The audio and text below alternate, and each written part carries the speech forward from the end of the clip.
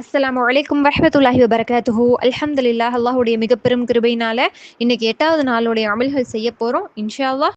இந்த உலகத்துல நமக்கு ஒரு ஆச்சரியமான ஒரு புதையல் கிடைக்குது, அதுவும் ஹலாலாக்கப்பட்ட புதையல் நமக்கு கிடைக்குது அப்படின்னா எந்த அளவுக்கு நம்ம சந்தோஷப்படுவோம்.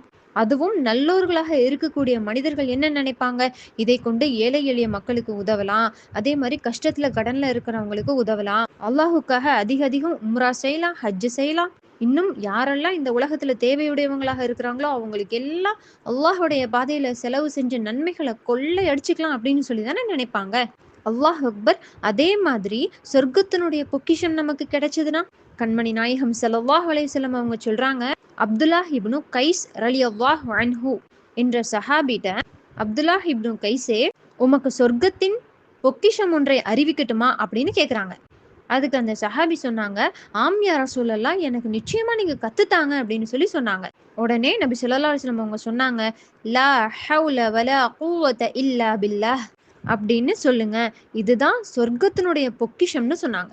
அல்லாஹ்வுடைய உதவி இல்லாமல் பாவங்களிலிருந்து விலகிச் செல்லவோ நல்ல அறங்கள் புரியவோ முடியாது அப்படிங்கிறது தான் இதனுடைய அர்த்தம். அல்லாஹ்வுடைய உதவி இல்லாம ஒரு மனிதன் ஒரு நிலையிலிருந்து இன்னொரு நிலைக்கு மாறவே முடியாது. அதற்கான அதிகாரம் பெறவோ சக்தி பெறவோ எந்த ஒரு மனிதராலும் முடியாது. அல்லாஹு ரபுல் ஆலமீன் இடத்துல உதவி தேடுறதால மட்டும்தான் இது முடியும் அப்படிங்கிறத ஒரு மனிதன் நினைவு கூர்ந்தவனாக இந்த ஜிக்ர இன்ஷா அல்லாஹ் அதிகம் அதிகம் ஓதக்கூடியவங்களாக இருக்கணும். இன்னைக்கு நம்ம லா ஹவுல வலா குவத இல்லா பில்லாஹ் அப்படிங்கிற ஜிக்ர 100 முறை ஓத போறோம் இன்ஷா அல்லாஹ். வல்ல ரஹ்மான் அவனிடத்தில் உதவி கேட்டு பெறக்கூடிய மக்களாக நம் அனைவரையும் ஆக்கி அருள் புரிவானாக என துஆ செய்கிறேன். அஸ்ஸலாமு அலைக்கும் வரஹ்மத்துல்லாஹி வபரகாத்துஹு.